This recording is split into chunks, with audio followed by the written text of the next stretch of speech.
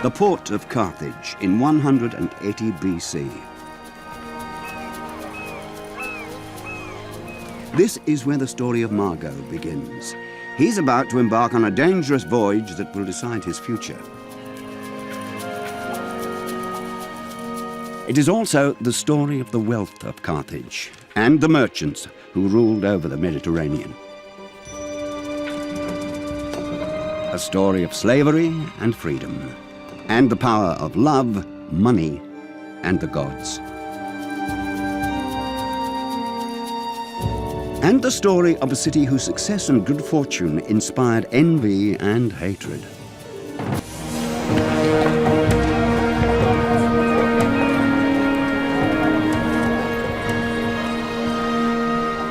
The trading port was the heart of the city, and a marketplace for goods from all over the world.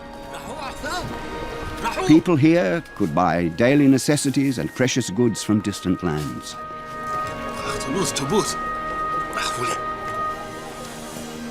Anything was possible in Carthage. You could get rich if you were clever or bold.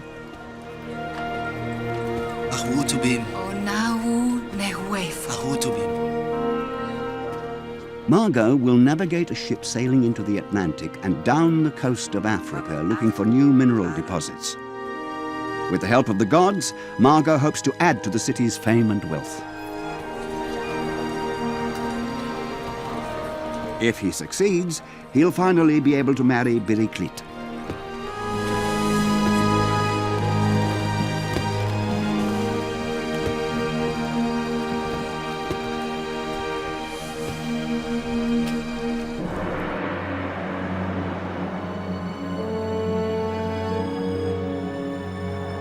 The sea was full of dangers.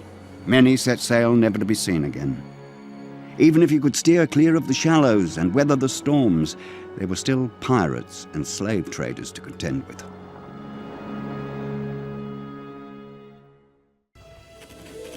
Artisans, ship owners, captains, and merchants with their extensive trade connections all contributed to the general prosperity.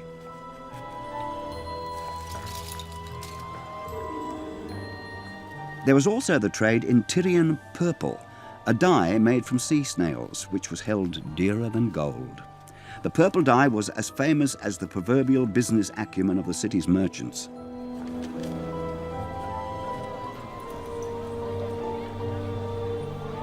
Carthaginian merchants were respected even in Rome. Later, Pliny the Elder would call their Phoenician ancestors the inventors of trade. No city in antiquity could have functioned without slaves. Their muscles were the engines of the ancient world.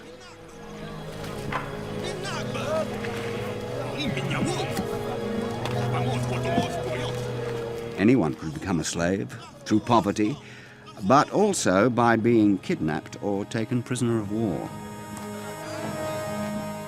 Mago's ship has been seized by pirates.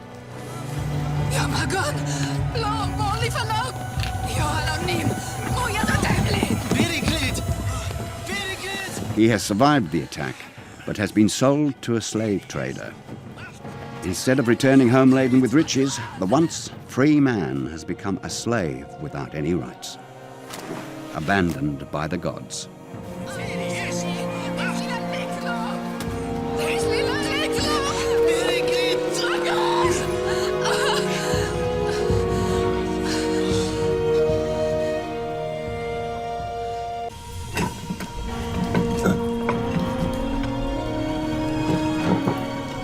Mago knows that his own family is too poor to buy his freedom.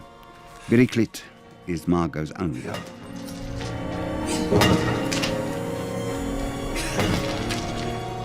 And Biriklit's last hope is Naba, a rich uncle. He has the power and the money to find Mago and free him for her.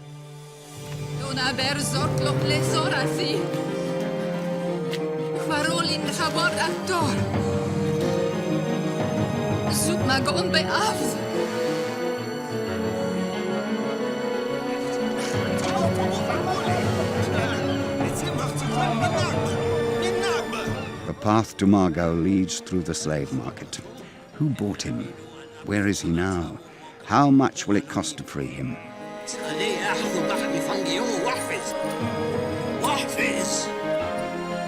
Can Naba's gold open the door to Mago's freedom?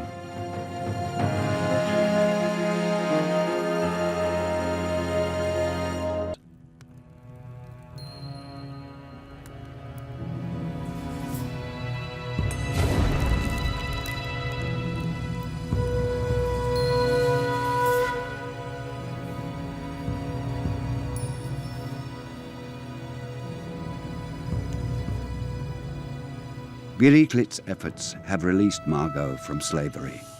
Now he is being taken back into the company of free men.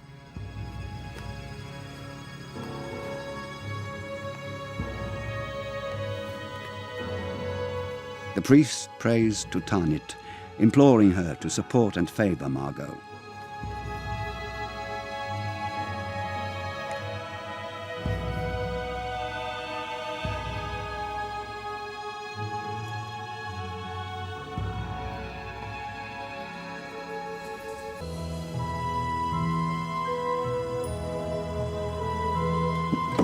The priest leaves Mago purified and strengthened. Condemned to slavery after a shipwreck, Mago can once again take his place as a free citizen of Carthage. Yo Biriclit Sahli. Oh my God. Bahan Sahli. Yo Abi.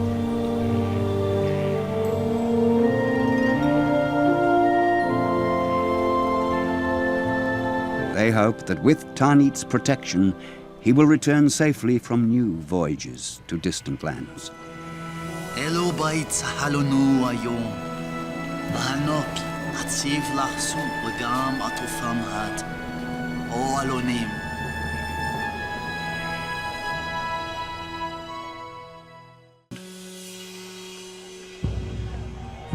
If you could have looked down on the ancient city, you'd have seen an unusual circular structure.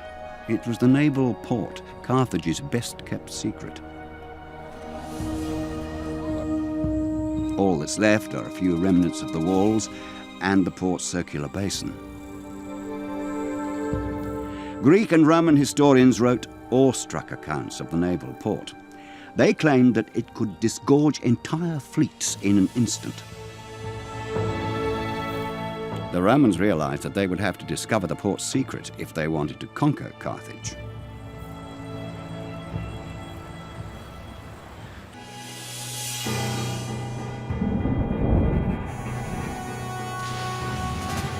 In Rome, the die is cast.